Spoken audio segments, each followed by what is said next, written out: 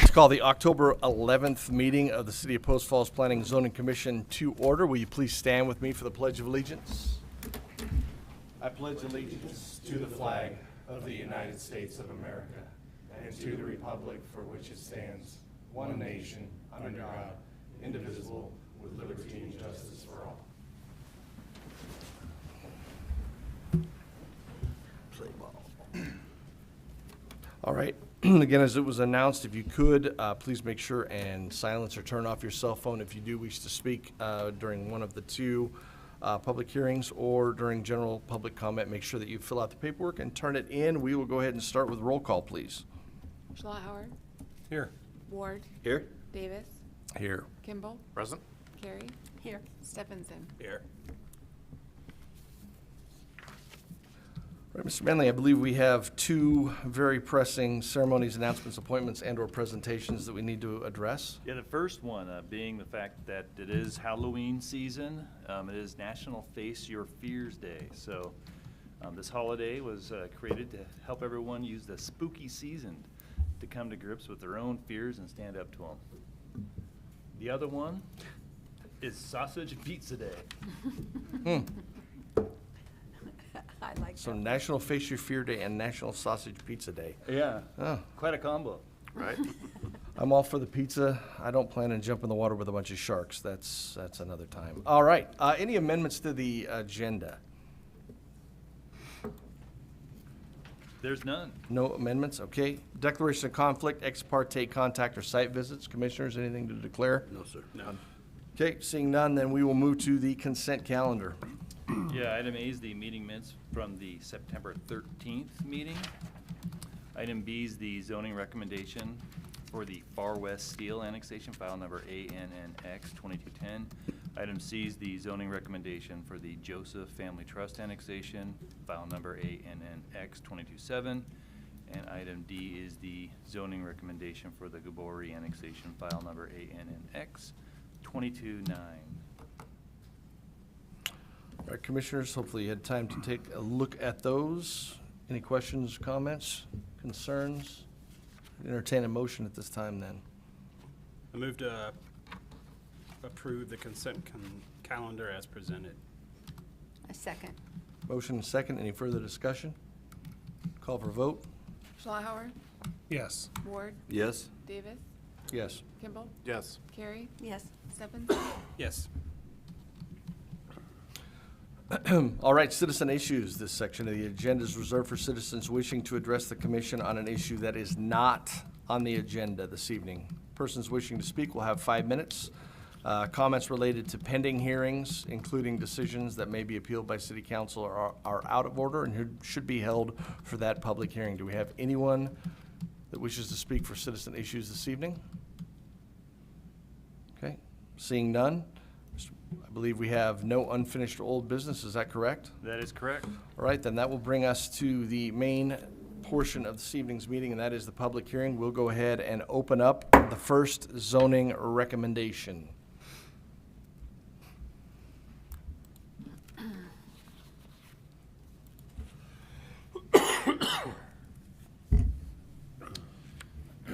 Yes, good evening, Commissioners. John Manley, Planning Manager, presenting the staff report for the Adams annexation, case file ANNX 2212. And as you alluded to in your introduction, this is the zoning recommendation portion of that annexation only. You would only be forwarding on what appropriate zone at such time council receives this, then they would then determine whether they desire to annex or not. The applicant is Glenn Adams. The owners are George and Marilyn Adams Living Trust. The request is to annex approximately 4.75 with the zoning of single-family residential R1 to be associated with it. Kind of go into the location of this. The location is just a bit east of Idaho Road, the intersection of 16th and Idaho, as you see here highlighted in the red hatched area. Current land use, it's a large lot residential use. It's over the Rathrum Prairie Aquifer, so oftentimes, you know, it it's encouraged to get septics and get development on certain uses off the aquifer. Water provider, it would be the city of Post Falls as well as wastewater. There's where we can see the surrounding zoning. The area in white, those are county zoned properties. Abutting into the north and west are additional R1 single family lots. The red that you see there is commercial with limited commercial just to the south of that, with this being what looks like the R3 zone just south on 12. So, but most of it you see predominantly is all that R1 single family residential.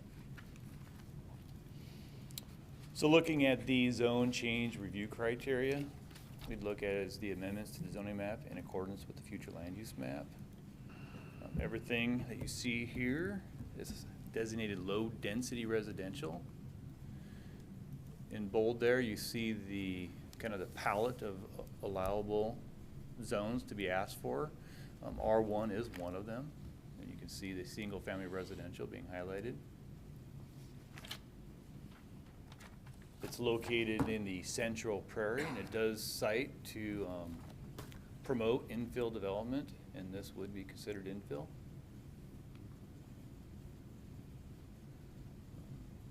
The goal here is maintain and improve Post Falls small town scale charm. Kind of in the end of each chapter of the comp plan and in table B, you can kind of see under each goal, they provide us descriptors. So if you didn't understand, or kind of, it helps you understand what was going on at the time of adoption of what that small town character might be in light of the comp plan. Goal 5, you're looking at keep Post Falls safe, vital, and attractive, and kind of go over a little bit in the staff report, kind of what that means. Goal 6, you're looking to improve the transportation network on pace and in concert with the needs of the plan and objectives. So oftentimes with development, you do get the necessary frontage improvements. Goal 7, you look at diversifying land uses in Post Falls. You do see in the single family sector a diverse housing product and styles. You see the goal 8 looking at preserving the natural resources, and then goal 14 talks about involving the local planning, government planning and decision making in the community. Looking at policies, support land use policies that do the following. Apply and rezone designations with careful considerations of the factors including, I kind of already talked about the future land use map, kind of already discussed kind of the surrounding area in the city of Post Falls being a single family. The infrastructure and service plans and the traffic patterns was discussed in the staff report.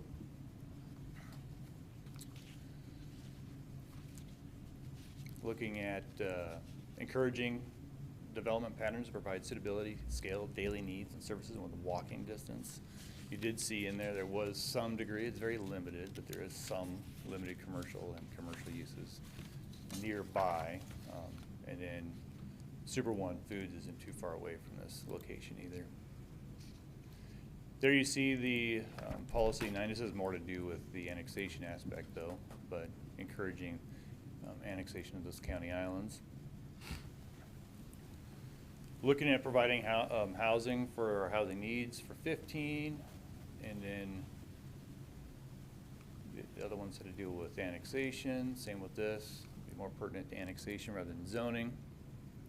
So that's the first 2 review criteria where we looked at the goals and policies as well as the future land use map. Looking at review criteria C, that's where we look a little bit more closely into street classifications and traffic patterns and existing development. So 16th Avenue, it's a major collector roadway. The rights of way are to be conforming with the city standards on 16th, and there would be a 10-foot drainage and utility easement required along the property boundary. Looking at criteria D, commercial and high density residential zoning.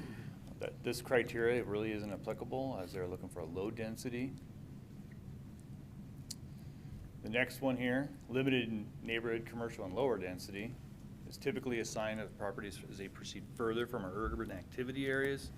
So Right here, you see the urban activity areas, and that's sitting right about that location. So it's kind of starting to be a little bit further away from, like, let's just say Mullen Avenue.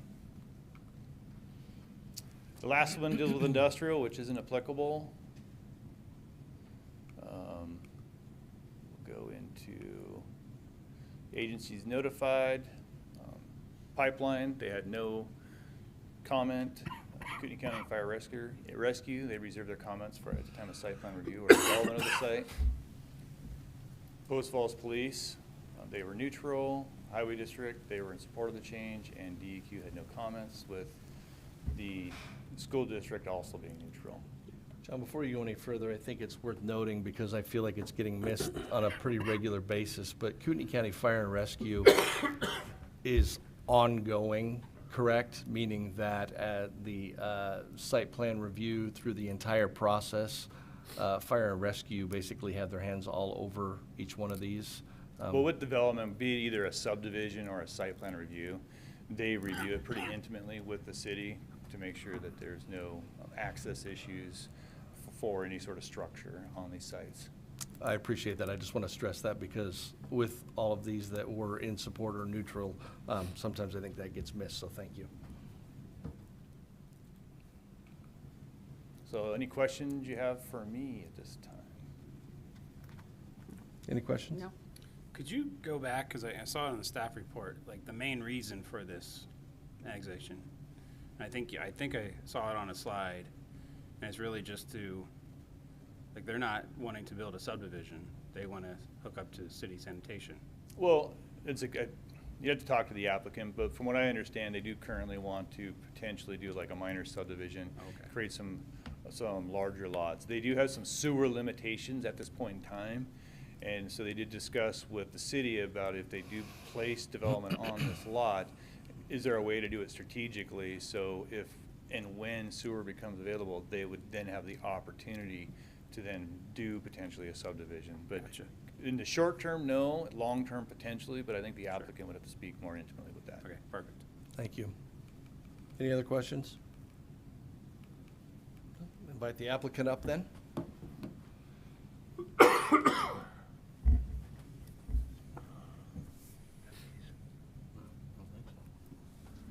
I don't know if, I'm not seeing the applicant. Okay. Applicant. Oh, there you are. Okay. Okay. Yeah. So I didn't see there. Mr. Adams, come on down. Have you state your name and your address? I'm Glenn Adams. I live at 29140 North Sylvan Road in Athol. George and Marilyn Adams are my parents. And the main reason they want to annex at this time is for the sanitation hookup service. Down the road, we might be looking at a minor subdivision, but our hands are tied with that at this point. I mean, the minor's not tying our hands, but and we don't know where the future is going to take the property. My parents are in their late 80s, and between myself and my brother-in-law, my sister, we would probably be purchasing the property. Once they decide they want to sell, at this point they want to stay in the house. And like I stated in the application, the main reason at this time to annex is to tie into city sanitation. Okay. Any questions? Any questions for the applicant? What's the limitation? You're saying that you couldn't develop it at this point?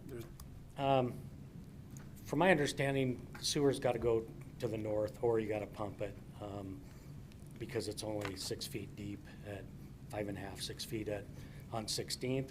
So to fully develop the property, you got to go south with the sewer, and we have no easement to go that direction to tie into city services for sanitation. Okay. Makes But sense. we could, and our thoughts are right now is maybe splitting the property in two in a minor subdivision and building another house, so somebody could be there closer to them, but we haven't gotten that far. Understand. Okay. Any other questions? No? All right. Thank you, sir. Appreciate it. Other than what's already been submitted, do we have any public comment, neutral, in favor, or against? Okay, then there'd be no need for any did you sign up in the back? And the paperwork that you had, did you turn it in up front, or you have it with you? The only paperwork I got is this meeting. You can show 'em where it's at. Okay, we'll get you all taken care of. Just one second. In the meantime, Kevin, you have a question for staff? Yeah, currently on 16th, there's a lot right in that area, further down the street east, it's in full development for a subdevelopment. Does that sewer run out the back or to the front of that road? Do you know? It runs north and to the east.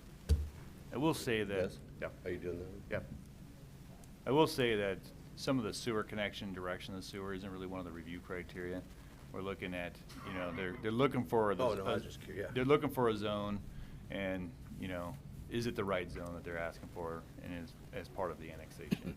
Yeah. Any subdivision.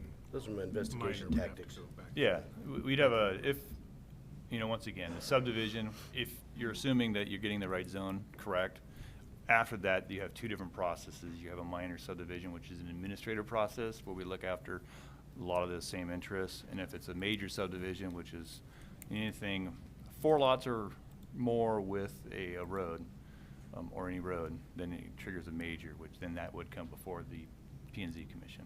Yeah. Which then sewer becomes a lot more germane. That's all right. We can throw things. Thanks for being late to the workshop. All right. Dennis, thanks for filling that out. Actually, you can come on up, sir. We'll just have you state your name, your address. John, you got My the name timer? is Dennis W. Brolick. I live at 917 East 12th Avenue, Post Falls, Idaho, of course. And my objection is because I've had some interesting threats from our local realtors and the people who are wanting to develop this place. One of the things that was mentioned to me clearly is 16th could not be built on as far as plumbing and sewer and stuff like that because the pipes were too small.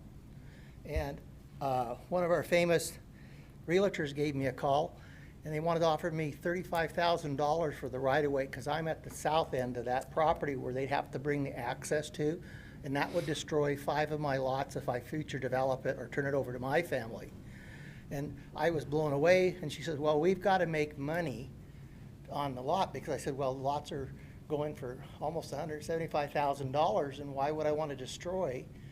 And one of the things that was mentioned to us is that, and I even brought on Steve, he's Samuelson's, he's just directly to the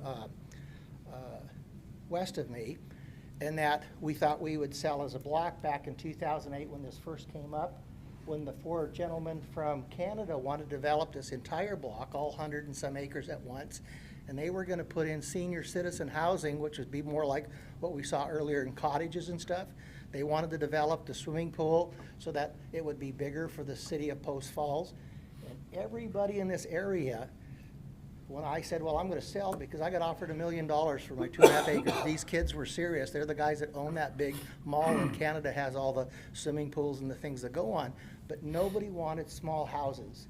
And we can see what happened to Hildy Kellogg. That's dense pack. You can buy a house there and reach over to the neighbor and get the bar of soap. That's how close these houses are being built. And I disagree with them stating that this is going to improve the road because trying to get out on 16th. I had to go to the mayor and threaten an American Disability Act because the snow was thrown up on the sidewalks when they said they built the JAG in 16th Street for children's safety.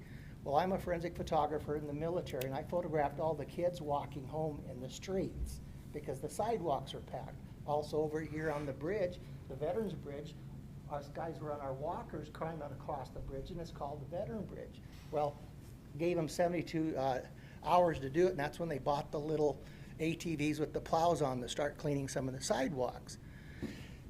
Well, when one of the biggest realtors called us, and Steve and stuff, they said, we're going to get your property no matter what. One of the developments actually has a big street, I don't see up there, a big street parked right into Ken Samuelson's old place because he passed away. And one of the same things is when I sat on some of the committees to make the county and the city build properly, it was thrown over the shoulder. There's a $6 million one that was at one of these meetings a while back, and they didn't even know that there was a planning when we did the Canfield areas. That's back when they were sticking rattlesnakes in our mailbox.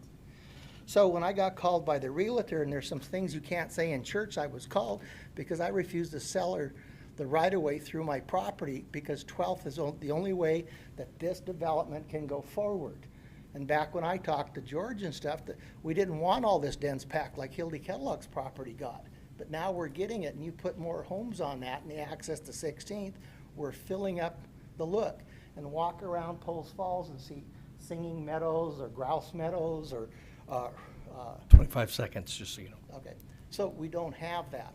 And right now, I refuse to sell an access because my house got over $1 million damage. Right after I said no to Century 21, my house was smashed. They took ball beam hammers, concrete blocks, and even the sheriff detective that was investigating left my house and didn't even tell me.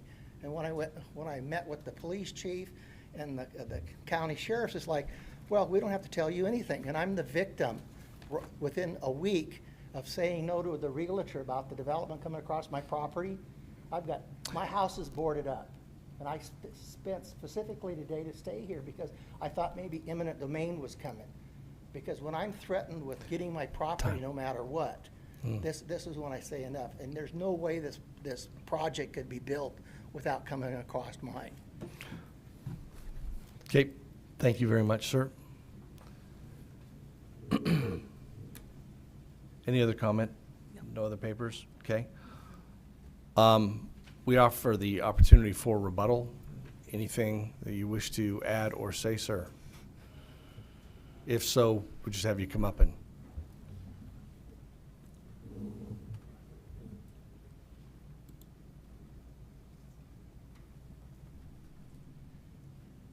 I know there was an offer 2 years ago on their property, but and the reason that fell through is because the easement, they could not access easement, but I have no idea why anybody would threaten Mr. Brusich. Mr. Brown, I was threatened about last September. My house was smashed. Sir, when you're not up at the mic, we're not able to catch you on But there. this time, we're not even looking to develop the property, we're just looking to annex the property and move forward there. At a later date, maybe would move to another step, but for now, we're just looking to annex. Okay, thank you very much. Commissioners, questions for staff? Comments? No. Nope. Again, this tonight is all about a zoning recommendation, so we are simply pushing, or I shouldn't say pushing, but we are offering our suggestion in the form of a zoning recommendation to council. Council will ultimately make the decision whether or not to annex it and whether or not to follow the suggestion of planning and zoning. So we'll go through our reasoned decision discussion, starting with number 1. Amendments to the zoning map should be in accordance with the comprehensive plan future land use map. Well, the future land use map calls this out as low-density residential, and R1 is an implementing zone for low-density residential, so it fits the future land use map. Other thoughts? No? Let's move to. Straightforward. Yeah, let's move to number 2. Amendments to the zoning map should be made in accordance with the goals and the policies found in the Post Falls Comprehensive Plan. I think John hit that pretty hard in his presentation, and it's also in the applicant's narrative. Talk about the comprehensive plan, and one of those things being that this is a county island, completely surrounded, part of a county island, completely surrounded by the city of Post Falls. So that's something that should be in the forefront. Anyone else? Let's look at number 3. Zoning is assigned following consideration of such items as street classification, traffic patterns, existing development, future land uses, community plans, geographic or natural features. Any comment other than Ray? No, Ray, you can talk. R1 fits Yeah, it's- perfectly with everything that's existing, so around I it. don't see how anybody would object to R1. It's Right. Let's go to number it's what 4. exists. Commercial and high-density residential zoning is typically assigned along streets with higher road classification. This is not applicable. Limited or neighborhood commercial and lower-density residential zoning is assigned to properties as they proceed further away from higher-intensity urban activities. Ensure that adequate land is available for future housing needs. So I think the closest intense urban activity would be down by Mullen, which is half a mile away. So I think it meets that criteria. Anyone? No? It's not urban. Number 6, industrial zoning is typically assigned for properties sufficient access to major transportation routes, may be situated away from residential zonings, not applicable. Additional thoughts or comments regarding this? Again, this is simply a request to put forward a recommendation to city council, getting a home off of septic. Right. I mean, I think zoning wise, anything other than R1 would probably be inappropriate in this location. So I think it meets the criteria. Well, Mr. Manley also had made mention that anything as far as development will come across our way again, so there is that. Right. So, unless somebody else has questions, comments, or anything else to add, I would look for a motion at this time. I was just gonna add one thing here. Please. In the staff report, because I know this intersection is tough sometimes. 16th and Idaho is slated as a impact fee project for a signal at some point in the future. So if at some point they do develop it, there may be a signal also being developed at that intersection, so that would definitely help. Duly noted. Good point. Okay. Anyone care to make a motion at this time? I will. I move to recommend approval of the Adams Annexation, X-22-12, finding that the requested zoning meets the approval criteria in the Post Falls Municipal Code 18.16.010 and 18.20.0100, as outlined in our deliberation, and direct staff to prepare a zoning recommendation of R1 to be provided to the City Council. A second. Been a motion and a second. Any further discussion? Hearing none, call for a vote. Schlauer, Yes. Ward, Yes. Davis, Yes. Kimball, Yes. Carey, Yes. Stephenson. Yes. Okay, let's move on to action item B. Open up.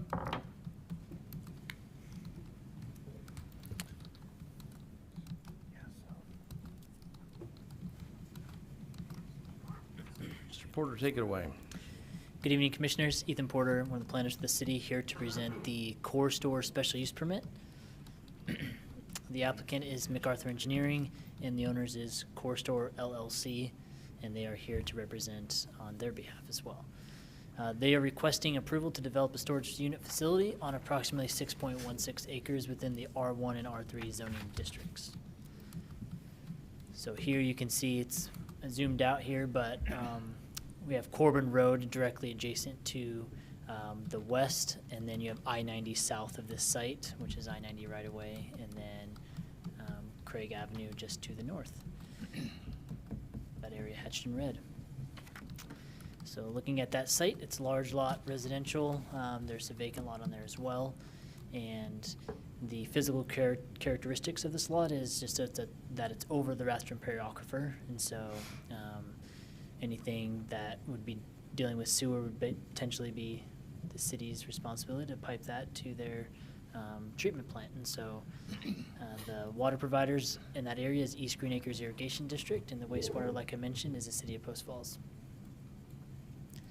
Looking at the zoning, we can see the R3 zoning on that southern portion of this project location, and then on the northern part, there's the R1 zoning. It is currently surrounded by R1 zoning on all sides other than the south, which is the I-90 right-of-way. And then you have to the north of that map, you can see West Celtice Way along that red commercial corridor there.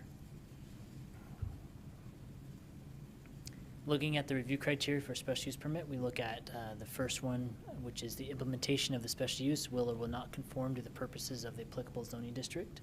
I have the land use table here that's highlighted the R1 and R3, allowing a mini storage warehouse or self-storage through a special use permit is allowed. Also within our code, the zoning district does permit other accessory uses that are associated and compatible with residential uses for the R1 and the R3 within our code. Looking at the second review criteria for a special use permit, we look at whether the proposed use constitutes an allowable special use as established by this chapter for the zoning district involved and complies with all other applicable laws, ordinances, and regulations of the city and the state. As mentioned before, the land use table is pretty clear on that it's allowed through a special use permit, which is why we're here tonight. And then I'll look at the conformity to the future land use map in the upcoming slide,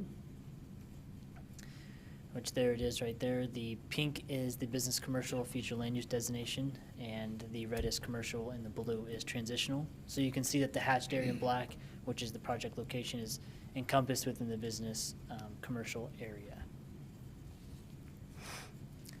Looking at the purpose of business commercial, it provides for a wide variety of general service, retail, professional office, light industrial, artisan manufacturing, mixed uses that serve local and regional residents as well as the traveling public. Looking at the focus area of this location, it's within the Celtice West focus area. And so one of the main highlights in this focus area is buffering between high and low intensity development patterns, which should be maintained in employing the use of buffering and physical distance between said patterns. So with a storage facility proposal through the site plan review process, they will be required to put in a buffer between commercial and residential, which then equates to 15 feet for that buffer.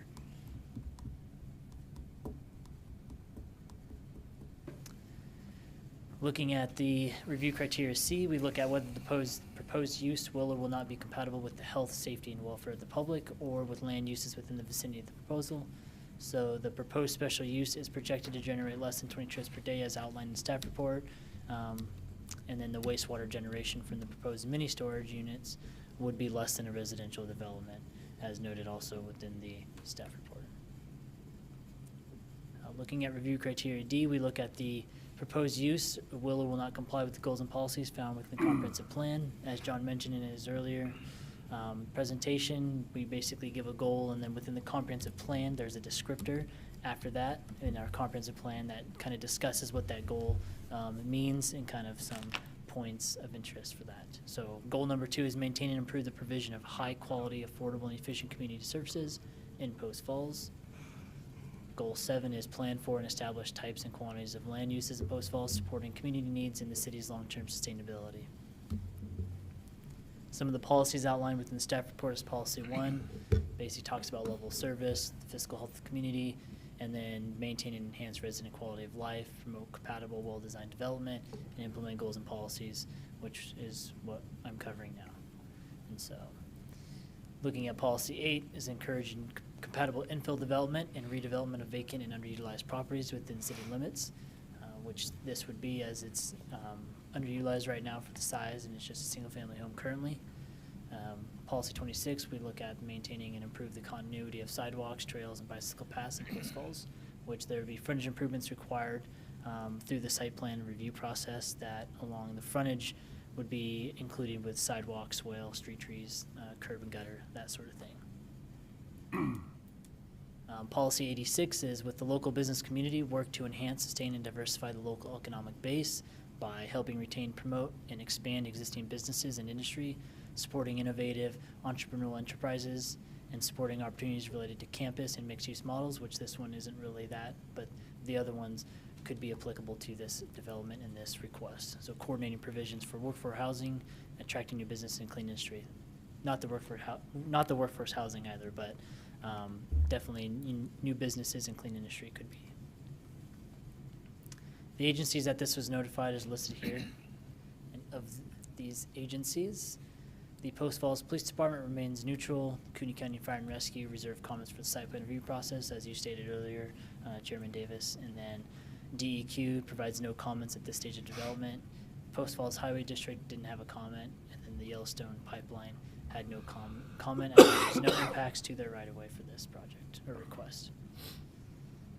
Some of the conditions outlined, we look at the Planning and Zoning Commission as kind of special use permits may attach conditions, including but not limited to minimizing adverse impact on other development, controlling the sequence and timing of development, controlling the duration of development, assuring that development is maintained properly, controlling the location and setbacks of development, and requiring more restrictive standards than those generally required in the zoning ordinance. So one of the conditions that's outlined in the staff report talks about what the billboard they called out, and we would just have that remove the cited billboard in their proposed plan, and then have a commercial standard that we have within our sign code to make sure that they meet that commercial signage per the site plan review process and sign permitting process as well. And the other one is the reduce the visual appearance of the blank walls as you're on I-90. And when people are looking over at this site, they don't want to just see the blank walls, but they can coordinate with city staff at the time of site plan review to provide a planting scheme and kind of help preserve, or a planting scheme to provide that visual aesthetics to the site as well, and not just have just buildings with face or blank face walls. And then those will have to preserve the vehicular movements on the site as well through that planting scheme. As you can see there, the green is obviously where the planting is going to be going, is proposed of screening those walls, or the faces of the walls, screening those walls, or the faces of the walls. Do you have any questions for staff at this point in time?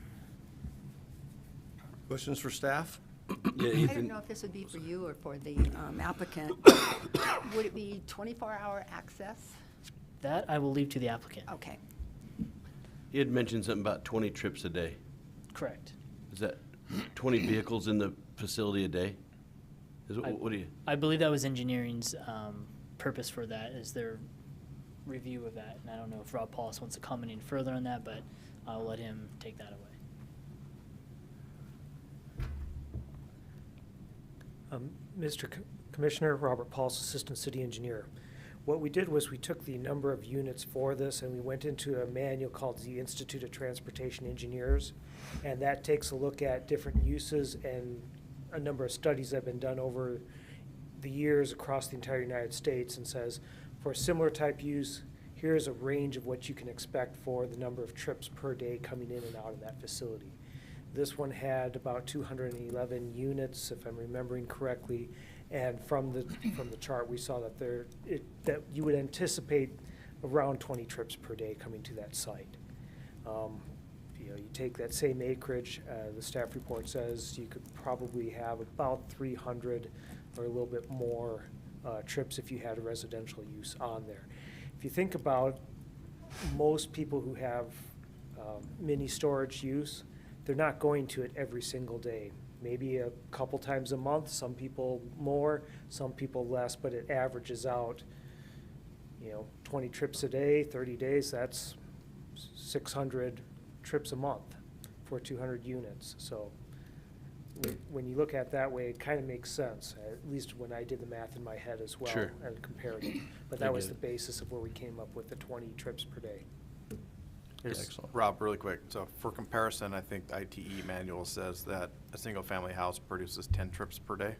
That is correct. So it's the equivalent of 2 houses.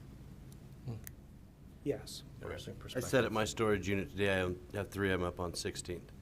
I sat there taking my catering trailer back. The gate opened about 30 times while I was in there because I can hear it clanging. And I think what we need to worry about is not only the units, but these storage unit facilities end up parking hundreds of vehicles in there too. They rent the spaces for $50 to $100 a month for their RVs or their boats or things like that. And so it ends up doubling the amount of people that are in there versus what the units are. No, You see what I'm saying? I understand what you're saying. And on this, you need to talk with the applicant as to whether or not they were Sure. looking at additional boat and RV and vehicle storage other than just the units themselves. Thanks, Rob. And if so, I imagine there'd be some seasonality to that. Sure. And since with the existing current R3 zoning right now, I mean, if they did multifamily in the site, you'd probably get a lot more trips per day as well. Right. So, Yeah. storage unit. Yeah, we have 20. landscapers that are in there every day, carpenters that rent it out. I mean, it's just nonstop going. Gotcha. Other questions for staff? No? Thank you, sir. Invite the applicant up.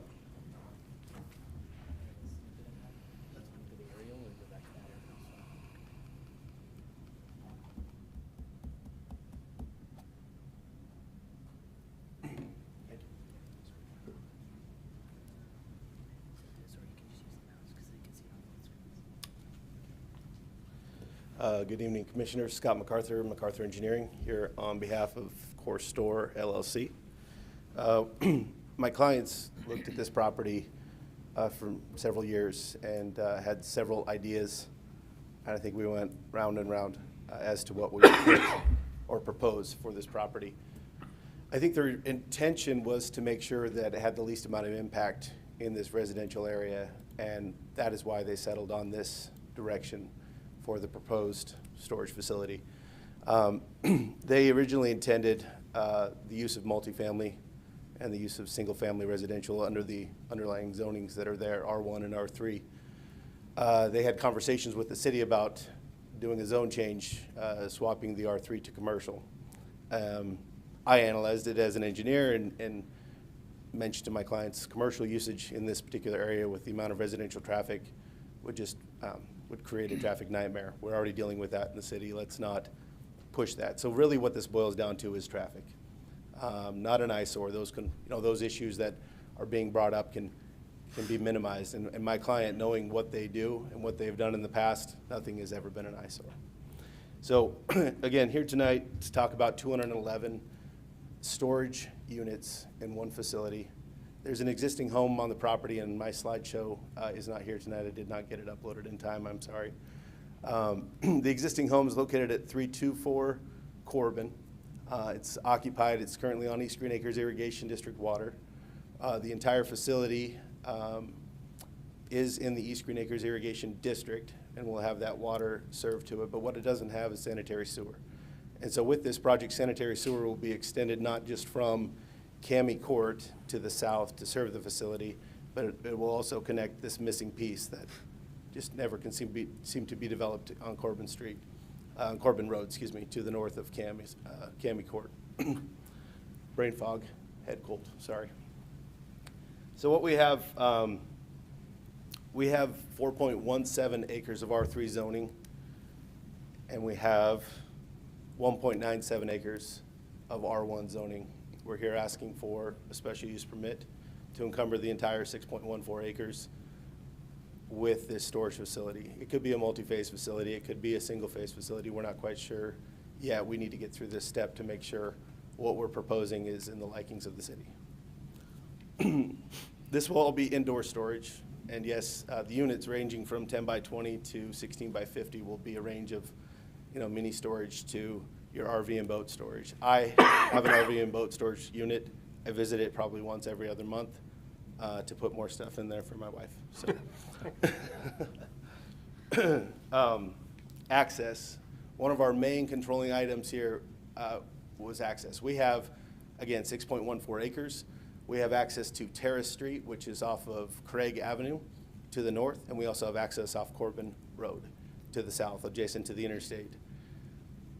Our primary concern, again, was traffic. We don't want to introduce a large amount of traffic to the neighborhood, so we pushed our entire primary point of access will be out through Corbin Road with an emergency access as required by fire out through Terrace Street. Secondary emergency access, I believe if everybody has their site plan, they can kind of follow along. The existing home on the property will serve as a rental, or primarily our intention will be to use that facility as a groundskeeper for the property. It's our main intent with that existing home. It's a nice home. There's no reason to get rid of that home. It's a large undeveloped piece of property. That's desirable. It's in the city. The clients have gone through the effort of providing you with schematics of what that structure, what those structures will look like, including the signage, and we'll work through the city staff with that sign permit. Still not quite sure. I understand the interpretation of the code with respect to the signage, but we'll, again, deal with that through the site permitting process. Again, in discussing traffic, the city staff, city engineers have determined, and I concur, that on average, less than 20 trips per day to a storage facility like this would occur. Conversely, if you look at just peak trips, you know, somebody's trying to get home from work or trying to go to work, peak trips being 6 a.m. to 8 a.m. or generally 4 p.m. to 6 p.m. Just peak trips alone, if we were to develop the residential R1 zoning, you'd have 8 peak trips, and you would have roughly 47 peak trips if you assume 20 multifamily residential units per acre for a total of 83 multifamily residential units in that 4.17 acres. So you'd have a total of roughly 55 peak trips. So 55 peak trips when you're trying to get to work or you're trying to come home to work. The peak trips for a mini storage facility are considerably less, let alone, again, the 20 trips per day. And I totally agree with you. I've seen the odds of you being there when that gate opens that many times is pretty rare. I've developed several storage facilities in this area. It's very rare, and that's one of the major concerns is what's the traffic going to be? A lot of people want to know. Again, water. We'll go back to East Green Acres. Working with East Green Acres on how to provide domestic water, irrigation water, and fire suppression. The most important thing here is fire suppression. That existing home is on fire, or on East Green Acres water. It has fire suppression. It's served through a 6-inch line that's in Corbin Road. There's an 8-inch stub, water stub that travels south off of Craig Avenue down Terrace Street into the property. Our plan in working with East Green Acres will be to extend that 8-inch line and loop it into the Corbin Road property, or into the Corbin Road 6-inch line through our property. Again, the existing home is already connected, so our facility's use of that water will just be for one required city restroom, irrigation use for our landscaping and major buffers, and we'll get to the buffers here in a second, and then most importantly, again, for fire flow. Calculating today, there's about 80 PSI in that system in that area. Fire flow shouldn't be an issue. Generally speaking, looping a water line also not just benefits a facility, but when the costs are at the developer, it benefits the entire neighborhood. It's usually a bonus. Sanitary sewer, again, we'll extend sanitary sewer as discussed before from Casey Court, to the south, and then again connecting that missing piece on Corbin Road that's south of the existing apartments down to Casey Court. Signage, again, we'll discuss that with the city staff as we move forward. We have no objection to the screening and the buffering required. I too travel that road every day, and I think it would be a good addition to our project. And the signage issue, again, is something we need to discuss with the city. Lighting, I heard some comments about lighting, and generally with facilities like this, there's a foot candle requirement to light the pathway, to light the facility for security. I don't think I've ever been a part of a project that's failed to meet that requirement as far as downward-facing shielded lighting, especially in a residential neighborhood and adjacent to Interstate 90. It's our goal to comply with the entire city set of codes, set of rules, and so there won't be any objection. Most of the lighting will be building mounted, which comes with a shielding. It's downward facing. You're not getting glare. You're not getting reflection into homes in this area. The way the buildings have laid out, it also provides for, speaking of lighting glare from Interstate 90, sound buffer from Interstate 90. And we think that this facility, whether people adjacent to it want to admit it, we feel it'd be a nice buffer to dampen the noise and dampen that light. The landscaping, again, what's proposed is a 15-foot buffer around the entire facility when adjacent to the homes. We have discussed, I guess we're not under contract yet until we move forward with the development of the full plan. We have a landscape architect prepared to provide us with a full landscape plan that'll be reviewed and approved by your urban forester. And this buffer has its own set of rules and requirements that they will comply with when that plan is developed. As far as security, fencing, and surveillance will be provided. It's our intent to develop a nice facility, not something that's run down or an area that attracts thieves. And so I think that was one of the major concerns is, security is needed or storage facilities bring theft and more people. I see apartments and multifamily again being one of the things that we kicked out of our mindset as being more of an area of concern when it comes to theft and security. So again, yeah, I think we've covered most of those. So again, I'll stand for any questions. I know that we had some questions here. I have two, I think. If I didn't hear this and you did answer it, I apologize. But will there be open vehicle storage for trailers and stuff there? No, or- it'll all be indoor covered storage. All with indoor garage covered? doors. Okay. And what about hours of access? Generally speaking, hours of access are usually 24 hours a day, 7 days a week. Limiting that, at this point could be discussed, but it generally, every storage facility that I've ever built, we've discussed that, but it's never been implemented and never become an issue. The way the facility's laid out, it does provide that buffer to the east and to the north for those homes that are adjacent to this facility, and so traffic, light glare, again, you'll access the facility, you'll be, topographically, you'll be set in somewhat of a bowl with the only visibility coming from Interstate 90. I don't know. That would be my only issue, would just be, 24-hour access. Somebody's in there at 2 o'clock in the morning, it's gonna be noise. And you have, even though you have a buffer, you still have single family all the way around you. And we've limited, unless it's a specific emergency need. There's, when somebody's renting a facility from you, I don't have a lease in front of me, but the leases I have agreed to or read through in the past have all limited to the general use would be 7 a.m. to 10 p.m. Well, And however, the people have needs where they, are coming home late from camping, they're going the next day, they need to put their trailer away, it's 11:30 at night. Those are few and far between. So we could encourage the owner, and I would be more than happy to run any sort of lease draft by the city to have a reduced access after 10 p.m. You are right on the freeway, though, as far as noise go, so.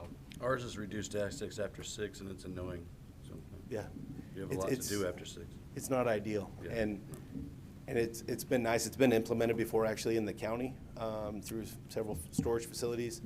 And that condition was then waived by the Board of County Commissioners because of so many complaints. So, Well, I could see not 6 o'clock, but Yeah. I'm thinking like at 10 o'clock, or something like that. I don't know. we could reduce, access between midnight and 6 a.m. potentially. I think that's what, are you concerned more about the theft or? No, I'm just concerned about a noise. If somebody's coming in, bringing a trailer or getting stuff out of store, whatever they might be doing, it's going to be disturbance. It's going to be noise. Right. Regardless of how you have it buffered and you have single-family houses around you. That would be my concern. And a lot- I don't have a concern with your units being there or Yeah. anything, and I think you would do that good, but I just I have a concern of 24-hour access. Right. I think Because that- where it is, if it was somewhere where there was no houses On the around it, freeway. fine, 24 hours would be fine. And- I think that if it, the comparison that the applicant's making is to if they had an R3 use there and had whatever it is, Cars how many coming and units going. of R3? Yeah. 83 is 80 just units of using R3. 20 units per acre. I think that, it's gonna be less noise than 80 units of Yeah. apartment regardless. And with the buffering, with the structures facing away from the homes, your neighbor could have to get up at 3 a.m. and start their truck out front in the snow and let it run for 40 minutes before they go to work, and we can't stop them from doing that. So, I think our whole intention with this development and just getting to know the owners even more. It's to make a nice facility.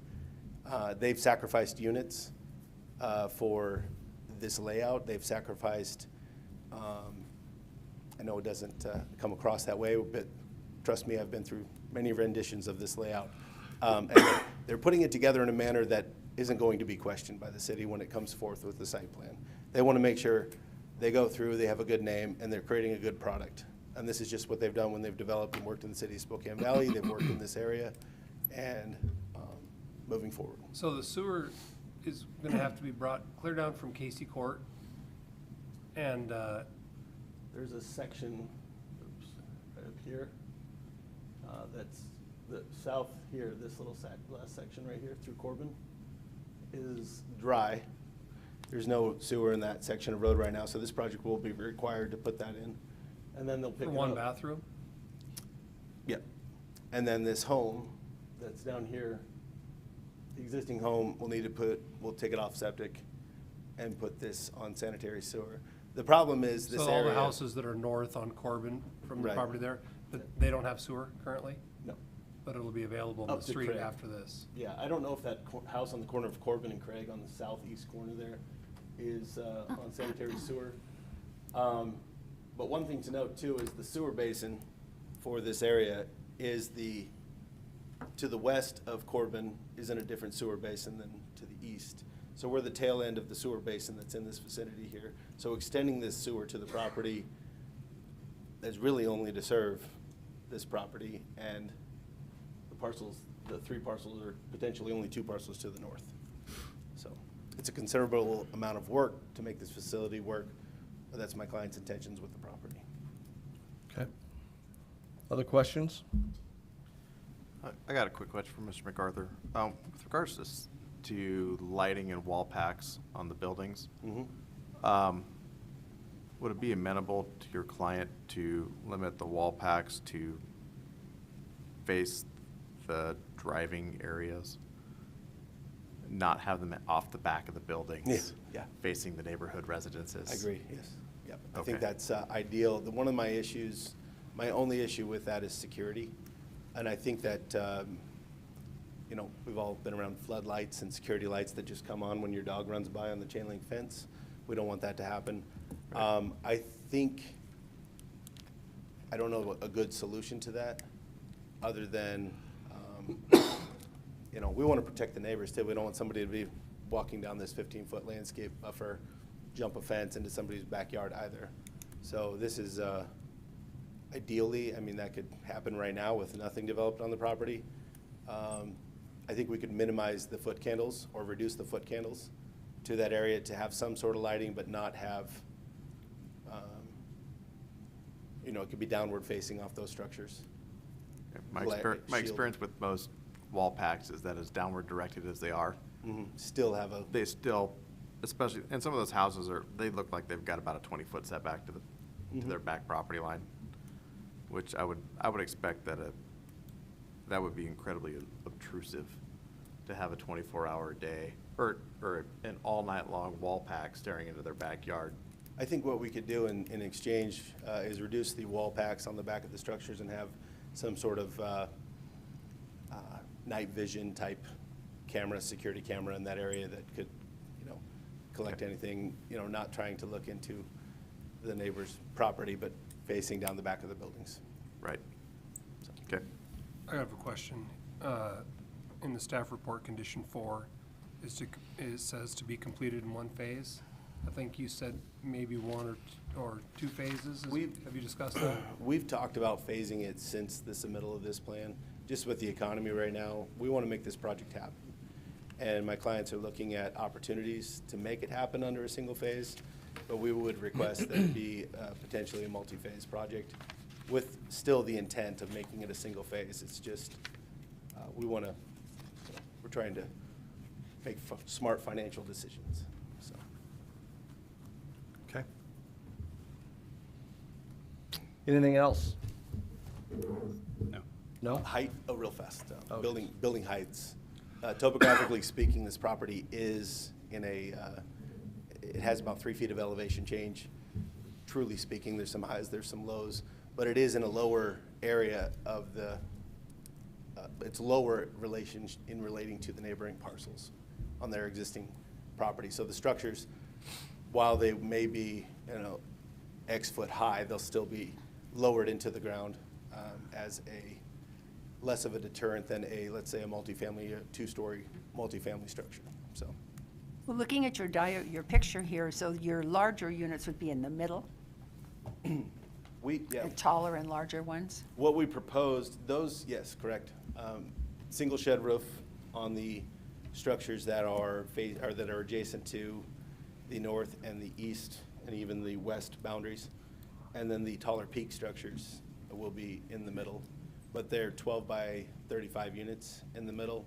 And so the peak won't be as high as, per se, Yeah, a larger RV structure. Okay. thank you. Anything else? Okay, thank you, sir.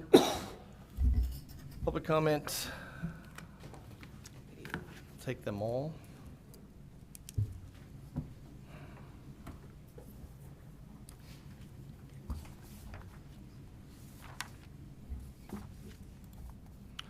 So I'm guessing these are all just needing to be read in, is that correct? Yes. So we don't have anyone who's wishing to speak that has signed up to speak. You got hands, some hands. Will you hand up? My wife and I have made a public comment already. I just want to speak on that so I can come back. Choice between Yeah, if he wants to, basically it's 4 minutes either way, so. Yeah. If he wants to come up and speak. Perfect. in- What in I'll do is lieu I'll of- have you come up, state your name, your address, and then you can speak. You have 4 minutes, and then I'll just pull that from. So come on up. Sir, in the back, are you wishing to do the same thing?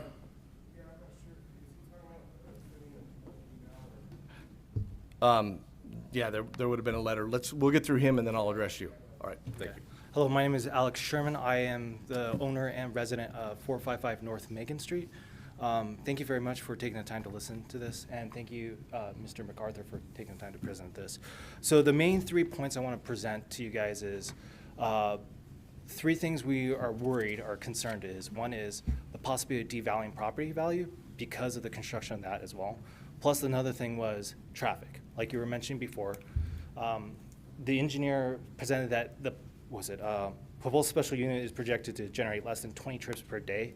I know that's an average being compared to comparable things in general, but I feel like that is a little bit low ball. So I'm curious to figure out if there are other values compared to that that are a little bit more higher than that as usual. But 20 trips per day seems, I understand it's a self-storage unit. So people coming in and out, there's a possibility that is true. One thing I am concerned with is like the traffic, you say, right at Craig and Corbin, there is a bunch of neighbors, there's a lot of children are going around playing, and that area might get congested, and there might be issues where there might be traffic accidents or anything like that due to kids playing around, just enjoying their time as well. The third what I'm concerned with is, due to the housing shortage we're currently going through, I feel like this would be better suited to stay as residential to accommodate for future development. Currently right now, just to give you a reference, Celtice alone has 4 self-storage units, and then within a half-mile radius of that property, there's already 7 self-storage units. So I think this is way saturated for our area. So in that situation, I feel like this wouldn't really contribute to the comprehensive plan that you guys were proposing for Post Falls. I feel like that would be more of a detriment. It could be used for, let's say, development later on for single-family use. So that way, it could contribute to the tax for our community as well. In general, though, that was basically my main points I wanted to stress out in the letter. But again, thank you very much for your time. No, thank you. I appreciate that very much. Thank you. And, sir, what's your last name? Sure. Oh, okay, got you. You, sir, what's that?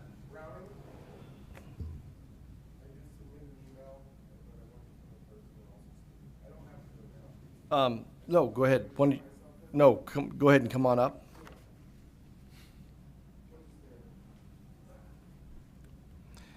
So we'll have you do the same thing, sir. You'll just state your name and address, and then you'll have 4 minutes.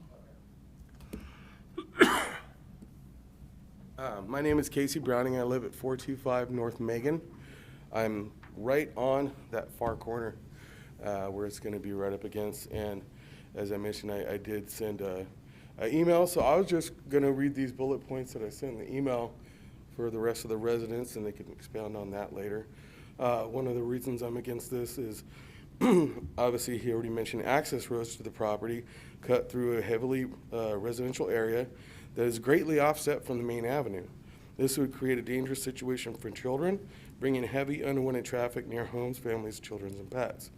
I did put obstruction of views. I understand he's talking about the building height. I think that goes more to an undesirable view and light pollution for those of us that are right on that line.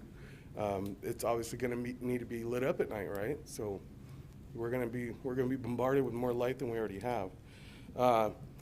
It will create an eyesore, that's back to what the public nuisance, for those of us that are already here, and especially those whose property lines are on the land in question. It will degrade the look of the neighborhood as a whole. Having such a large industrial site put smack dab in the middle. It will cause property values to decrease drastically and make our homes and neighborhood undesirable. The property in question should remain a residentially zoned area and be developed as such to create more opportunities for home ownership for local, hardworking families to enjoy in the future. I believe that the only ones that will benefit from this project are the landowners who wish to make a profit by selling and industrializing the area and destroying our neighborhood. Industrial sites near this neighborhood should remain directly off the main road of Celtice. They should not be directly encroaching upon the middle of a neighborhood and disrupting the quiet enjoyment of its residents. And that's all I have. All right, Mr. Browning, thank you very much. I appreciate that. We have 2 others that need to be read into the record. Matthew Barberari says, to whom it may concern, this email is regarding a special use permit storage facility, 324 North Corbin, file and number SUP 22-3. My question to you is this: what purpose do zoning laws here in Post Falls serve if this is allowed to proceed? According to Post Falls zoning maps, this was originally zoned as residential, not business. We're not discussing a storage facility at the beginning of our neighborhood or on a main street, but in the heart of our neighborhood. To get this proposed, you would need to drive through the neighborhood to get to the business entrance. This has the potential of lowering home values. I, like many others who would never choose to move right next to a storage facility. Rising crime, significant increase in traffic to this quiet neighborhood, thus making it less safe for our children. This is without question the absolute worst idea for this area and should not be allowed to proceed. I sincerely implore you to deny this absurd request for a special permit to build a building in the middle of a neighborhood. Only wished I could be there in person to passionately stand against this, but my work prevents this on Tuesday. Thank you for taking time to read this. And lastly, Benjamin Ruckman, to the Planning and Zoning Commission of Post Falls, Idaho. We received notice of the public hearing for this issuance of special use permit. It is with deep alarm and concern that you are considering issuing a building permit for a commercial building in a residential area, R1, R3. The address, 324 North Corbin, is tucked away between single-family and multi-family residential locations and the I-90 corridor. This location is limited in expansion and will either become 1 or 2 areas, a commercial or residential area. Currently, it is a residential area, and for it to become a commercial area, that must lose its qualities that make it a place to have a home. I've used many storage units and am currently renting one. I am utterly opposed to having a commercial property stuck in the middle of an area that has required renters to pass through residential areas to gain access to their property. Renters have rights to access their property 24/7, 365, and to provide that would significantly increase the road traffic in and around the residential area. By increasing the traffic in this area, you would be risking the current and future residents of the area to have higher chances of crime and vehicle versus pedestrian minor emergencies. We currently have a significant number of children who have the freedom to ride their bikes and to play at night in the areas where the place of the mini storage unit would go, and the neighborhood would be a risk to them.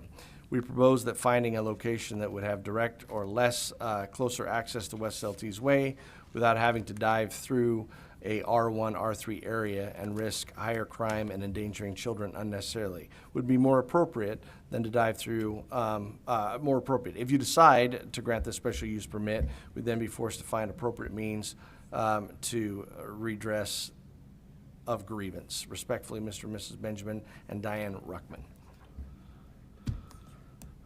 So with those being read,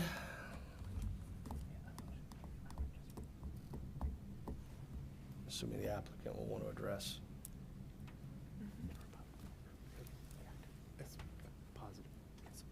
First. After those, the applicant, do you want to address any of the information? So, concerns? Before Yes. Mr. MacArthur goes into his rebuttal, we did have an issue with the notice going out, basically saying that we would take written comment up to the date of the hearing instead of the few days before as we usually do. Mr. MacArthur does have a positive comment that he would like to read into the record from an email comment, and then he will address his rebuttal. Okay. Okay, so I apologize. There was some last minute work today. Mr. Donald Cooley, he lives at 508 North Corbin Road. He said, to all concerned parties, as an adjoining property owner, I do endorse and support the project proposed by Kirk and Donna Brandt for CORSTOR LLC. So he lives adjacent to the development, again, 508 North Corbin Road. Would that be one of the lots that benefits from the from the water line? There's a water line already in Or Corbin the sewer Road. line that you have to add? Yeah, they'll benefit from it. Okay. Rebuttal on public comment. Again, Scott MacArthur, MacArthur Engineering. Just rebuttal, I think we've gone down the path of many of these discussions as far as trips per day. It seems low. If you look at the trips per day, and again, as Mr. Paulus mentioned earlier, I think you said 600 trips per day would be multifamily, or was it 300 trips? 300. 320 trips per day for a multifamily use, let alone the single family, add another 70 to 80 trips per day if you develop the R1 with single family. And together, I think you can see that that's pretty significant, up to 400 trips per day if this were to be developed under the zoning designations we have right now. So I think that regardless of averages or interpretations of the traffic, I think it's more notable, most notably, something that engineers look at is the peak trips. But again, the overall trips per day is significantly less with the use of the storage facility on the property compared to an R1 and an R3 zoning. The kids playing in the area, again, same argument, same discussion. 400 trips per day compared to, I'd say, upwards of 50 trips per day to the storage facility. Both negatively impact. It's not a lesser of two evils, it's what's best for the property at that intersection of Craig and Corbin. Mr. Browning mentioned the access through the neighborhood. Again, the multifamily would create the same access. Any development on that property is going to increase access. The reduced access, the reduced transportation, if you were to develop this property with R1 zoning and R3 zoning, the access would be distributed between Terrace Street and Corbin Road, the 2 points of access for this property. We're limiting all of our access to Corbin Road, nothing through Terrace Street, which benefits those who may choose to navigate to the east, through Megan and to the east. And so I think the most important aspect of this is that we're controlling our points of access, reducing the amount of trips per day to this property under what development that's up for planning and zoning to decide, but that's what we're here to propose tonight, is that we brought forward a project that reduces all of that impact to the neighborhood to best fit the neighborhood. So industrial use, I've worked with Preston Hill, your urban forester, and I've been able to turn several commercial jobs, I wish Preston was here tonight, several commercial jobs into some lavish landscaped projects. He does a good job of making sure these projects are well landscaped, maintained, and just protecting those around people as developments are put through the city. That's his job. And so as our professional landscape architect will provide the city with the site development plan, a landscape plan adequately, and knowing my clients above adequately, will address that landscape buffer, providing that protection and the visualization, the visual look. It's not gonna happen the second you put trees in the ground. It's not gonna happen, maybe even the first year, but over time, just as with their lots that were developed, trees grow, vegetation grows, and it's maintained. And again, I did not get an opportunity to hear Mr. Ruckman's, but I did read his email earlier today, and I believe all the same items were discussed. So again, if there are no questions, I'll wrap it up. Commissioners, any questions for applicant? No. Okay, thank you very much. Thank you. Commissioners, questions for staff? Field, do you know what our city's noise ordinance hours of loud noise are?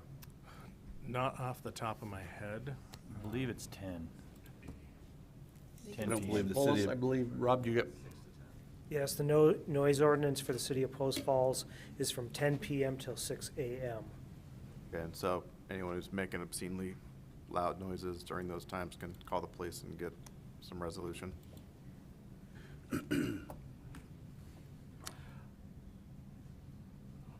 other questions for staff? I was trying to think, is Corbin a minor collector? I don't know if Rob wants, I looked earlier, I think it's a local access road, but I can have, Are there any other storage units in the city of Post Falls that access a local access road, via a local access road? I can't put any in my head. talking with Bill, local access road can support residential and commercial uses. So let me rephrase that question. Do you know of any storage facility units in Post Falls that go through a neighborhood to get to them? Corbin Road is, I wouldn't consider going through a neighborhood. That's the Because main access. those are major collectors and arterials, are the only ones I can think of, except that one going through Montrose that's been there since the 1900s. Right behind the condos there on Chase. The one right off of Chase, Yeah. that's east of Chase. Yeah.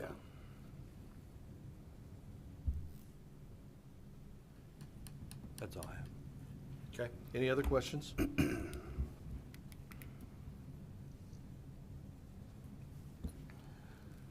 Okay, then let's move into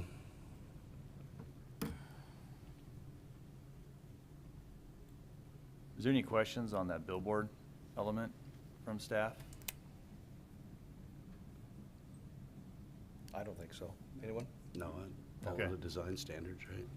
Well, billboards are regulated more through the Federal Highway Administration, and they have spacing standards from, Do we have a height on that? in commercial signs, we do have height limitations on just like any other business along I-90 and commercial, so. Okay.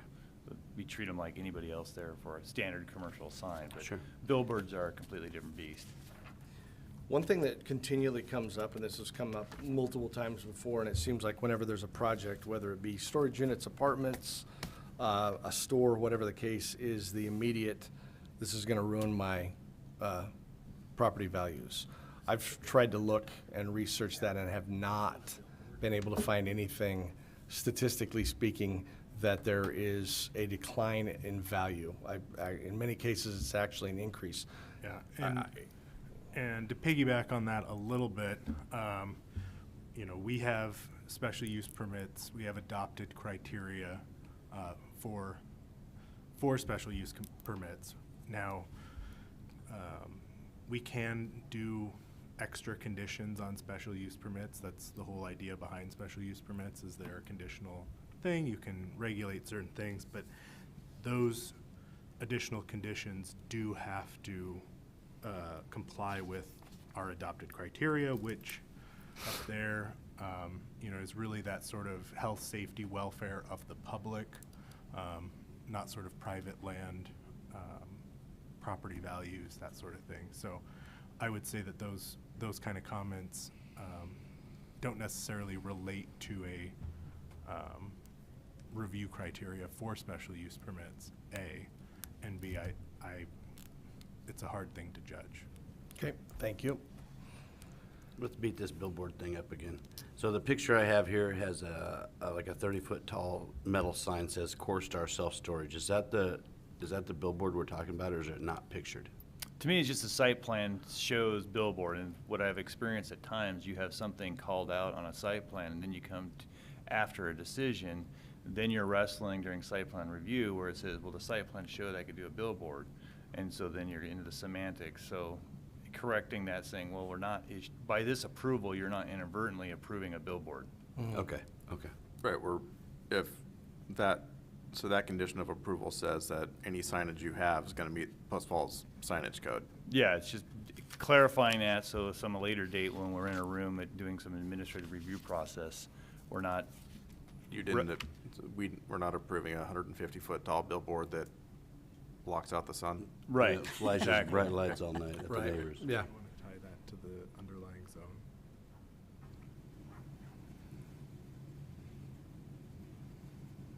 Yeah, we can, it's 45 feet, I don't know if there's any, you could make it to where it's no higher than what's allowed, max height than the underlying zone. And zone is R3. Whatever our sign That's code is, our 45 sign feet. code is, 45 right? feet, yeah. What's I our don't have the sign code memorized, I don't know what, I know we have lots that abut I-90 frontage, and I don't know if it'd qualify for that, that's a little bit taller. I mean, I didn't see a title report in here, but, I mean, Federal Highway Administration's got a whole bunch of easements and stuff like that along the interstate anyway, so that may or may not apply. I don't know. But I would think that just our typical sign code would be appropriate. Agreed. Yeah, I agree too.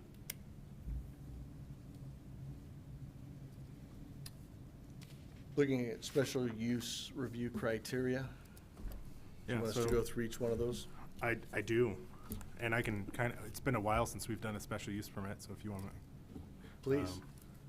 So the first criteria is whether implementation of the special use would or would not conform to the purposes of the applicable zoning district. So questions to consider: what is the applicable zoning district, and what in the record relate to those purposes? So.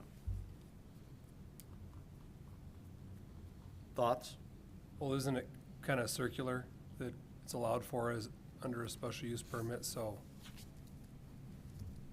It is the transitional. zoning district tells us what we were doing? Take that. Here, I was gonna add, here's my 2 cents for what it's worth. You know, while it is allowed in there, I don't know, the future land use says business commercial, and then so you got a bunch of R1, then you gotta have commercial in the middle. There was lots that are R1 in the city that aren't developed, so they could, in theory, come back and build other houses, then you're left with commercial. So I'm kinda torn on this one. I totally understand the traffic part of it, where, yeah, you put in some houses, or R3, you're definitely gonna have more traffic. So there's pros and cons to both of them. But that's my thoughts. Okay. So I've got a couple of clients who own storage units, and they own in the neighborhood of somewhere between 500,000 and 1.5 million square feet of storage units. And every time I talk to them about them, they tell me that the people who are renting them are about 80% single-family residential, and then 10% apartment users and 10% commercial. And that's mostly because the people who have single-family residences are accumulating stuff. What? And, right? And they want to use their garage. Their wife makes them use their garage for parking her car, and so the boat has to go to the storage unit. And people who live in apartments haven't really accumulated enough stuff yet, or the ones who are apartment users are using apartments as temporary housing until they can move into a house. So what that says to me is that about 80% of the users for a storage unit are single-family residential neighborhoods that either via CCRs or other restrictions or just site restrictions, they don't have enough room for their stuff, can't store their stuff at their place. And so this is one of those things where I see, does it conform to the use of the applicable zoning district? If it's a residential district and it's being used for storage of residential stuff for residential people, where 80% of it is that, I think that is something that conforms to the purpose of the district, where it's and having it integrated into a neighborhood, I think, I'm not saying that people living next door are gonna jump in there and use it, but I think it gives them the opportunity to not have to travel across town to do so. Yeah. Reducing traffic as a whole, because they're utilizing a facility that's close by, like a Right. node almost. So what you're saying is, I don't know statistically speaking, but the reality is that you feel that these storage units would be utilized more neighborhood-based than somebody who's living in Rathdrum. Yeah, it's renting gonna one be the of people, property. the houses that are adjacent to it are the perfect candidates for the units themselves, I would think. And so, there's two ways of looking at every single issue, but I believe that for some people that would wanna buy in that neighborhood, it's going to be, increase the home value because of available nearby storage. And you might say that someone might say they don't like the look of the storage building, although the renderings are very nice looking. But the counter argument would be that, well, if their boat or their second car is in a storage unit instead of in their driveway, it's beautified the city by having it. And so I think that most of these arguments go both ways. The one argument that I don't think could be disagreed with is that the traffic and noise would be less with this use than any other use in the area. And also, from a construction noise standpoint, there would be nothing that could be built as quickly and unintrusively as storage for the residents that are nearby. Field, how many of those 4 have we covered? So we've kind of dived into 3 of it, I think. 2, I think you covered with your, it's a use established by the land use table. So yeah, I would say we're into basically 3 and 4, health, safety, welfare, and goals and policies of the comp plan. Ray, do you want to speak to the lighting at all? I know you're making I some notes. do. I really do want to speak to the lighting. I do think commercial lighting can be incredibly obtrusive, and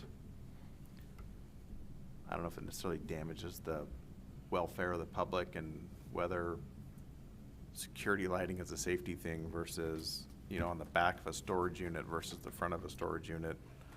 I don't really know the answer to that, but I do think that they can accomplish security on the back side of the buildings with cameras if necessary.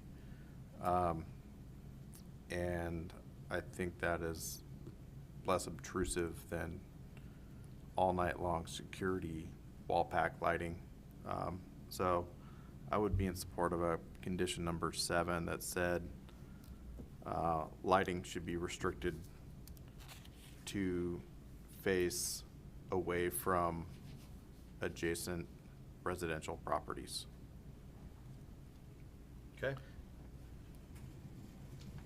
I think that would be a nice consideration. Ross, you kind of spoke earlier about C as far as health and safety and welfare, as far as less traffic. Is there anything that we want to discuss or address? I know that there was obviously concern with children having access to streets and areas to play. I mean, if a conservative estimate is 15% of the traffic generated by residential development, I think it's an overall win. Traffic-wise, I mean, if there's 300 trips per day from a multifamily or single-family residential use, and 20, well, okay, let's just say 60 trips per day. from a storage unit, then I think it's definitely an overall win. And generally speaking, I think storage unit trips are off-peak trips anyway. So they're not the peak hour trips where people are coming in and out at, during the peak times, the morning commute, the evening commute. They're on peak hours, so that even speaks to safer traffic. What about compliance to comprehensive plan, goals and policies? I feel like we've covered pretty much everything in the last field. Do you feel like we've got all four? Do you? Well, I mean, the comp plan shows that as what, business commercial? Yeah. On the comp plan map. And it is business commercial, right? Yeah. Future land use map. Future land use map.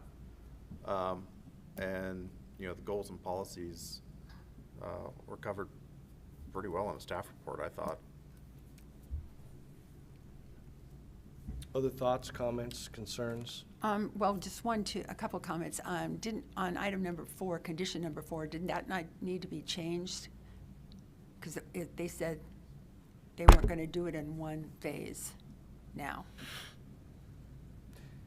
Yeah, if 4 reads as one phase. It reads he as says, one phase, so. Due to the economy, their goal was to try to do it in one phase, but it might need to be phased It out. might be So there probably just needs some adjustment of some verbiage. adjustment on that, verbiage on that. You could remove it, you could add however many phases. I don't know that it needs to be in there if it's not going to be in one phase. We do Yeah, could it just- multi-phase site plans, commercial Right. site plans. Yeah. So they just can, if it's removed, we would then just identify it as part of our site plan review process. Okay. Yeah, I'm not sure having it in there makes it any more or less compatible with the health, safety, and welfare of the public. So inserting number 7 and omitting number 4. Yes. Okay. You said you had a couple things, Vicki. What else? Would it be feasible to add in, I still have the problems with the 24-hour access, to limit, because it is in an unusual place, it is in a residential, surrounded pretty much by residential properties. Can we put a condition that it, has a time thing? It can be, between 6 and 10, 10 at night, 6 a.m., that it can't be accessed? There's a lot of need for storage in our area. I know almost all the storage units are full. Mm-hmm. So it's not like people are going to go, well, no, I'm not going to go there. They would just adjust.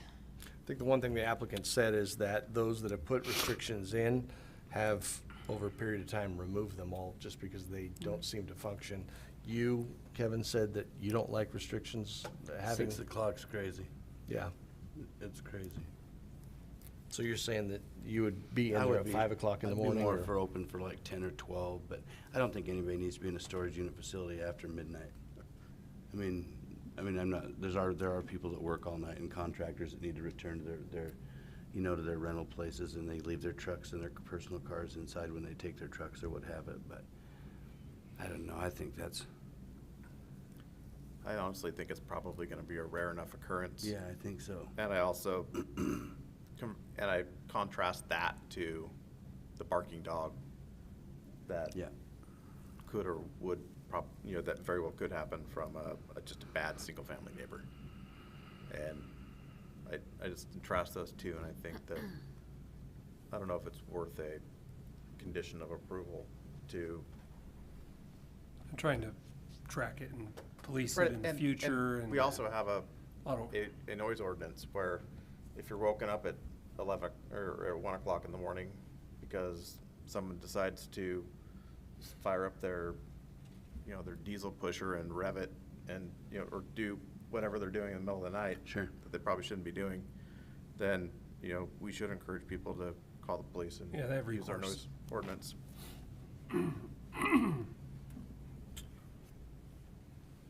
Other thoughts? Anything? No? I have one last thought, and I know that the applicants met all the requirements to move forward. It just worries me that we put all the storage facilities along 41, and now I believe we have a moratorium. We're not approving anymore along 41, right? Because there's too many. And now we start putting them at the entrance to our city along the freeway. I just would hate to see it catch fire and all of a sudden you're driving through you know, into the doorways of Post Falls, and it's nothing but just, and I know storage units are the #1 ROI out there, you know, your return on your investment. So you don't see them for sale. If they're for sale, they only last about 30 seconds on the market. The smart investors buy them because it's easiest money. And the I'm reason just why it worried was that- taken off of some of the more prime commercial corridors, that it could lend itself to some Sure. higher valued commercial uses to bring a Right. better tax base. Consuming those because they do have an ROI, a good ROI on those, on some good corridors, seemed like preserving, it was more of a land preservation methodology along Celtice, Mullen, and 41 and Prairie. Okay, I get it. And I think what they have drawn here, or, you know, have had drawn on their behalf, being familiar with the area and driving along there, I think it's going to add to the overall aesthetics of the area rather than detract. Anything else? If not, then I would look for a motion to approve or deny. I would move to approve the CORSTOR special use permit, file number SUP 22-3, finding that it meets the approval criteria in Post Falls Municipal Code 18.20.070 as outlined in our deliberations, subjects to conditions 1 through 3, 5, 6, and adding condition 7,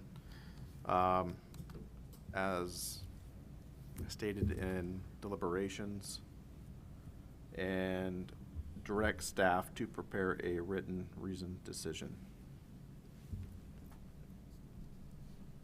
I'll second it. There's been a motion and 2 seconds. Any further discussion? Hearing none, call for a vote. Stephenson? No. Carey? No. Kimball? Yes. Davis? Yes. Ward? Yes. Schlauer? Yes. Okay. Next item on the agenda this evening is administrative staff reports. Do we have anything to cover? None. None. Commissioner comments? Commissioners, anything for the good of the order? Okay, Well, no, I think I want to say something real quick. yeah. There was a couple letters in our packet today, which in my opinion had some misinformation in it.